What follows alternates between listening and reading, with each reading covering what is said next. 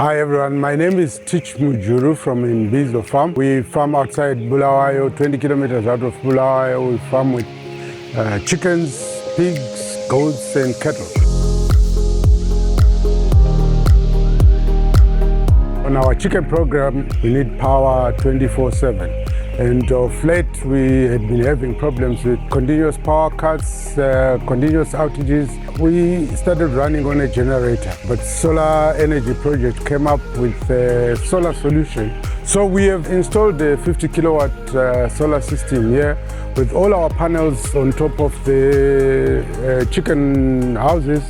And the old generator room is what we have converted into the inverter room and our battery bank. We are very happy with the output we are getting, and we are very happy with the way our system is running right now. We look forward to doubling the system. We have put this system in modules because of financial constraints, but we are hoping to put the next phase and we'll be fully on solar system.